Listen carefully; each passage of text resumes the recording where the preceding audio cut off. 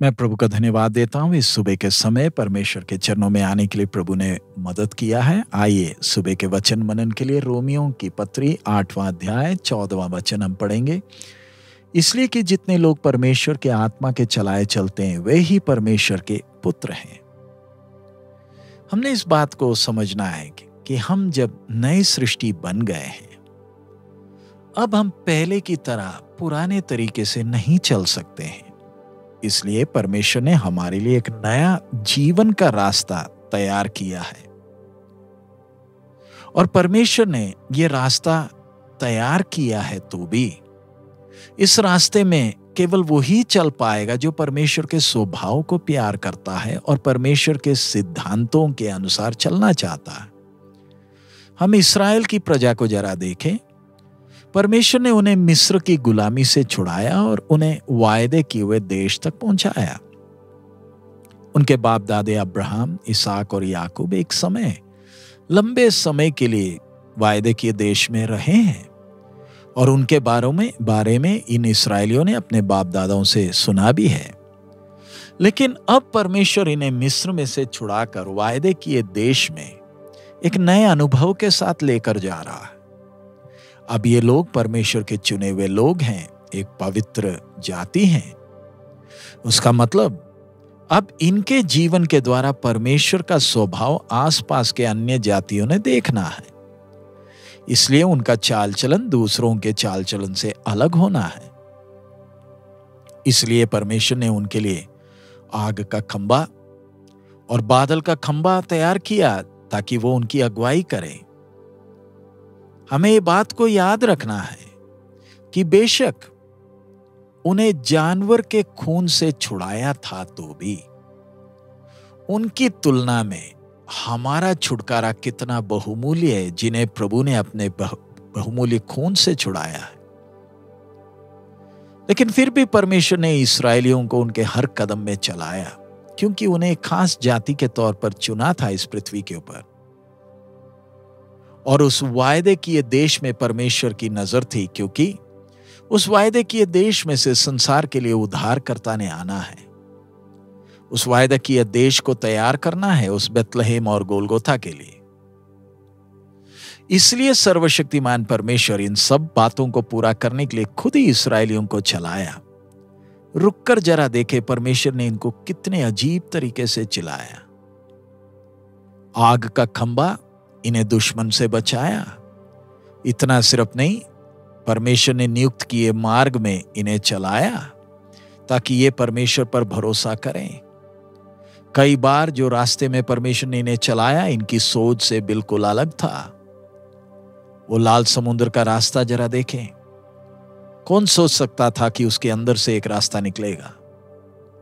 कई बार परमेश्वर ने इनके इच्छाओं के अनुसार इनसे व्यवहार किया। इन्हें कड़वे पानी मारा के पास लेकर गया। ये खाना के लिए बुड़बुड़ाए, पानी के लिए भी बुड़बुड़ाए। परमेश्वर के इंतजाम को ये भूल गए। उनके पास अवसर थे कि वो अपनी गलतियों से सीख सकते थे जब वो अपनी मरुभूमि में सफर कर रहे थे। लेकिन हम देखते हैं कि कैसे शरीर की इच्छाओं ने उनकी बर्बादी की। परमेश्वर ने उन्हें वायदे किए देश में जहां उद्धारकर्ता ने जन्म लेना है प्रवेश करने नहीं दिया। परमेश्वर ऐसे लोगों को चाहता है जो कि उस पर पूरा भरोसा करे पूरे दिल से। हमें मालूम है कि किस प्रकार आदम और हव्वा भी उस अदन के उस परदीस से वो भी बाहर निकाले गए क्योंकि अविश्वास था। परमेश्वर एक अविश्वासी हृदय से नफरत करता है और ये हम वचन में देखते भी हैं। अदन का बगीचा उनके लिए हमेशा के लिए बंद हो गया। अगर परमेश्वर उस वायदे किए देश के विषय में इतना शकत था तो जिसमें इस्राएली लोगों को परमेश्वर एक उद्देश्य से लेकर आ रहा था, तो जरा सोच कर देखें हमारे विषय में परमेश्वर ने जब अनंत काल का एक योजना बनाया तो परमेश्वर कितना गंभीर है। परमेश्वर ने अब्राहम को एक उद्देश्य से चुना था और वायदाओं के द्वारा परमेश्वर ने अपनी योजनाओं को भविष्यद्वक्ताओं के द्वारा प्रकट करके दिया था। लेकिन अनंत काल की योजना को परमेश्वर ने किसी को प्रकट करके नहीं दिया है। अगर हमने उस अनंत काल का भागी होना है तो हमें परमेश्वर पर भरोसा रखना है और अपने बुलाहट के अनुसार चलना है।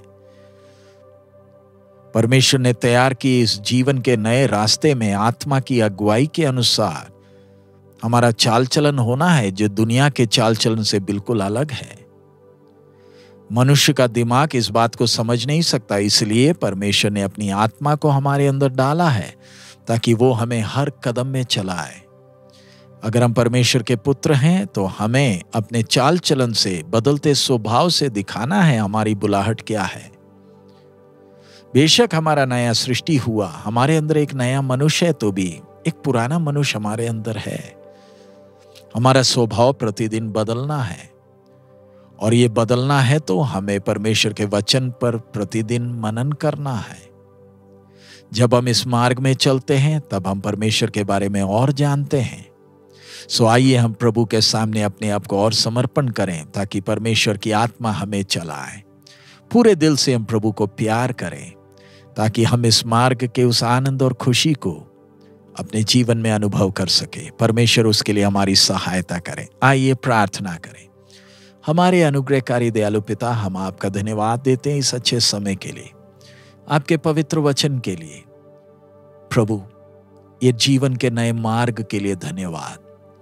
प्रभु, इस्राएलियों को कितना मौका मिला तो भी वो बुड़बुड़ाए और बर्बाद हुए, और ये हमारे लिए सबक है।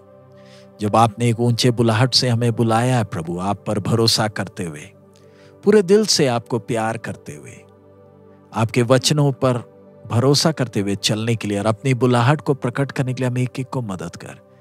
जो भी हमें देखे हमारे द्वारा आपकी महिमा देख सके। आपकी आशीष एक एक पर बनी रहे। यीशु मसीह के मधुर नाम से मांगते हैं, आमीन। प्रभु हमें इन दिनों में मदद करे ताकि हम अपने चाल चलन के द्वारा ये प्रमाण दें कि हमारा प्रभु विश्वास योग्य है।